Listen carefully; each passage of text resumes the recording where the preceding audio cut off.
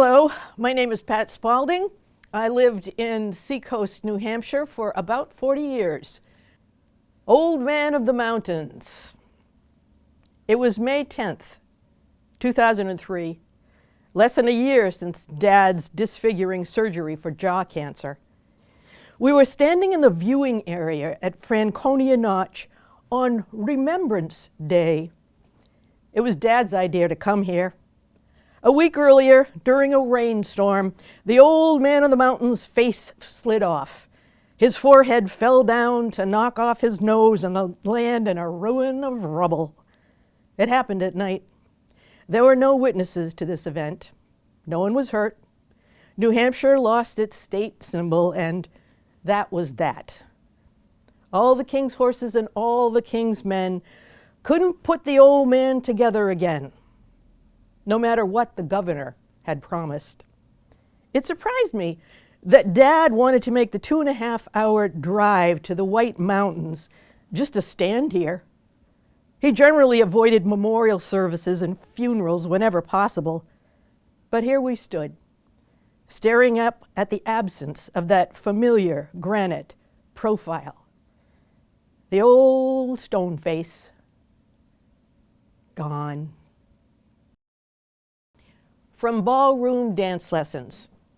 Men, stay where you are. All women, step to your right and change partners.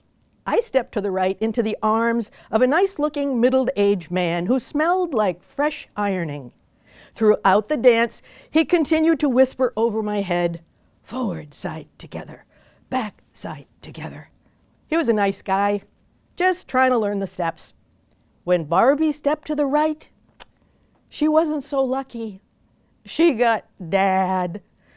I watched her reaction as he moved toward her, arms held up in frame position, ready to wrap one around the back of her waist and draw her in. She gazed down at his scruffy, wispy-haired head with a look of disdain. Rather than resting her hand on his shoulder, she held it lightly above it, leaving about a half-inch airspace between her palm and the fabric of Dad's thermal underwear. Ah, Dad, I thought, why didn't I lobby harder for the brown sweater? You look so darn shabby. Paired up with this beautiful, elegant woman, you must feel self-conscious and out of place. That's what was going on in my head, not Dad's. From Mother of the Band. An invitation arrived from Canada. L'Assemblée de l'Insurrection Chaotique, aka the Chaotic Insurrection Ensemble, a street band from Montreal, invited the leftist marching band to a conference of alternative bands from Canada, New England, and New York pour une soirée de musique célébrant la résistance. Le 14 Avril. April 14th, my exact birthday. This was perfect.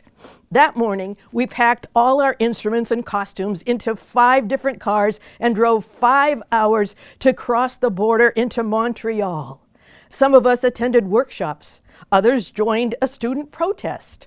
Some of us went to a motel and took a break. That was my choice. After pulling out my shiny pink and black sequin dress, boots, baton, and feathered majorette hat, I laid them on the bed and admired this festive ensemble. I wasn't going to advertise the fact, but I was ready to turn 65 years old. I never didn't write. I never wrote with the expectation of publishing or being an author. I wrote letters, I wrote journals, I wrote notes, and the awful part is I never threw anything away. I have all of it, and now I'm sorting through of it like personal archives.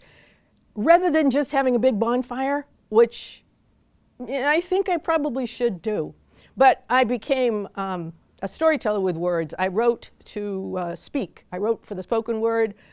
I found out when I tried to lay it on a page and it just didn't sit. And lately I'm trying to get things to stay a little flatter on the page, but words, I just keep doing it.